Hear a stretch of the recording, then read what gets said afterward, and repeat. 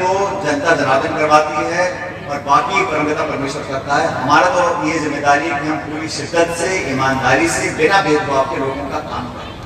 अभी भी मैं जीएसएस वालों से मिल रहा था तो वहाँ पे ट्रैक्टर भी पहुँच गया, कांटा भी लग गया, फसल नहीं में तुली जा रही है। फिर भी उन्होंने मुझे कुछ काम बताया छोटा मोटा, और भी करेंगे। जब तक विकास का क्रम नहीं बढ़ता और मामलाधिकार लोगों का है, हम 100 काम करें, आप 101 काम, यही लोकतंत्र है। और जवाबदेही तय होनी चाहिए। और कहीं अगर कोई ऊपर नीचे होता है या कहीं पैसे का दुरुपयोग होता है, उसकी जिम्मेदारी भी पकड़ने की हम सब लोगों की है। इसलिए आप सब जागरूक लोगों को, मैं बच्चों से बात कर रहा था, मैंने पूछा भाई मास्टर टाइम पे आते कि नहीं आते, पूरी हाजिरी होती है कि नहीं होती, पढ़ाई ढंग से होती है नहीं होती। तो ये सब समस्याओं का समाधान करने के लिए हम लोगों को आपने चुना है। मैं हमेशा की तरह आपका बहुत आभारी हूँ और इन पंचायतों से, इस क्षेत्र से मुझे जो असीम प्रेम, प्यार और ताकत मिली है उसका मैं इजहार नहीं कर सकता हूँ। मैं आपका हमेशा आभारी रहूँगा। और इस विधानसभा क्षेत्र ने मुझे बहुत ताकत दी है। आज जयपुर में, दिल्ली में, देश के किसी कोने में जाता हूँ तो कौम का विधायक होने का मुझे गौरव प्राप्त है। और मैं उम्मीद करता हूँ कि अगले चुनाव आने वाले 1 महीने में चुनाव होंगे तो मैं तो आपसे आग्रह करूंगा, पूरा देश देख रहा है, जितनी बड़ी जीत यहाँ पहले हुई थी उससे ज्यादा जीत आपने बार करानी है, मेरा आपको निवेदन है। और ये खासकर नौजवान साथियों से ये बहुत फर्क लाने आएंगे भाजपा के साथी, कोई जाति की, बिरादरी की, कोई गोत्र की, कोई धर्म की, सब बात करेंगे। लेकिन आपने पूरा काम देखा है 5 साल का, हम सबको साथ लेकर चले हैं, भविष्य में हम सबको साथ लेकर चलेंगे। लेकिन आपका जो सानिध्य है, जो प्रेम है मतदाताओं का, ये बरकरार है। मैं आपका आभारी रहूंगा।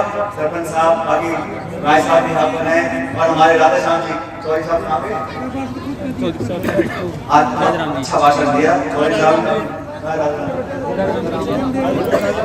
राधाराम जी ने बहुत अच्छा भाषण दिया, किसानों की बात बोली है, उस पर हम अमल करेंगे। लेकिन आप सबका जो सामूहिक प्रेम है मेरी सबसे बड़ी पूंजी है, इसलिए आपका मैं बहुत बहुत आभार व्यक्त करता हूँ। और जो यहाँ लाखों करोड़ों रुपए के काम इस पंचायत में आपके सामने हैं और भी आप लोग काम मांगोगे उस काम को कराते रहेंगे। आपका बहुत बहुत धन्यवाद। जय हिंद, राम राम साहब। खुशी है कि आपके गाँव में दोबारा हम लोग आए हैं। मुझसे पहले वक्ताओं ने पूरा विवरण दिया आपको स्कूल के अंदर, क्योंकि मैंने कोशिश करी कि गाँव विधानसभा क्षेत्र में जो हमारे पंचायत के मुख्यालय हैं या गाँव हैं वहाँ पर स्कूलों को मजबूत करें। बच्चों के पढ़ने की जो व्यवस्था है, स्कूल को नियमित हो, अच्छे कमरे बने, कंप्यूटर के लैब बने, शिक्षक वहाँ पहुँचे, अलग अलग जो विषय हैं उन पर मास्टर यहाँ पर लगे। बच्चों की पढ़ाई अच्छी होगी तो मैं समझता हूँ हर घर में मजबूती आएगी, जागरूकता आएगी और ताकत आती है। विकास बहुत सारे होते हैं। अभी मुझे बता रहे थे जो हमारा ये जीवंत एनीकट है, इसका काम 1-2 दिन में चालू हो जाएगा। उससे पूरे क्षेत्र में पानी का जो एक पुरानी समस्या रही उसका समाधान होगा।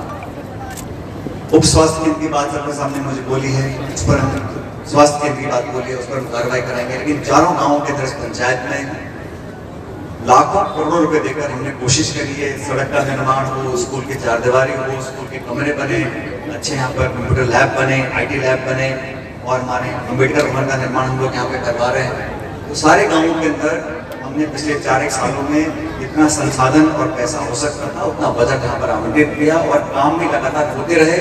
बीच में कोविड के समय थोड़ी काम में कमी आई थी, लेकिन दोबारा से पिछले 1.5-2 साल से लगातार यहाँ विकास के काम आपके बीच में हो रहे हैं।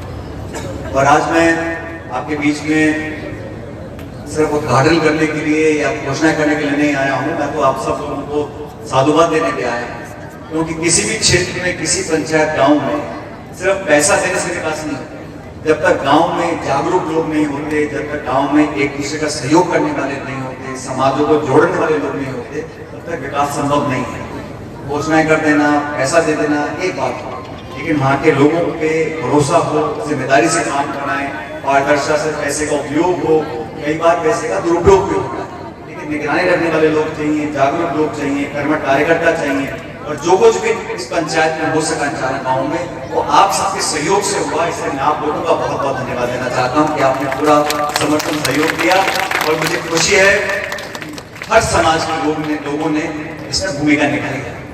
आज साथियों देश की राजनीति आपके सामने है। अभी कल के दिन भारत सरकार ने जो बहुत पुराना एक विषय था महिलाओं को आरक्षण देने का, लोकसभा में, राज्यसभा में, विधानसभा में, आज का नहीं है, बहुत पुराना है। और हमारी सरकार में जब मैं केंद्रीय मंत्री था, मनमोहन सिंह प्रधानमंत्री थे, सोनिया गांधी जी ने हम सब ने मिलकर 1/3 जो सीटें हैं विधानसभा लोकसभा में और पार्लियामेंट और विधानसभा में 1/3 पर महिलाओं का अधिकार है।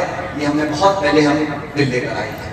अब कल भारत सरकार ने इसको मंजूरी दी है, लेकिन ऐसा पेच फंसा दिया उसने कि कहा पहले तो पूरे देश की जनगणना होगी, फिर पूरे देश में परिसीमन की कार्रवाई होगी, उसके बाद जाके जब सीटें बढ़ जाएंगी फिर आपको 1/3 का उसमें अधिकार महिलाओं को मिलेगा 2029 में, आज से 6 साल के बाद। तो जब 6 साल के बाद करना था तो आज आपको पारित करने की क्या जरूरत पड़ी है?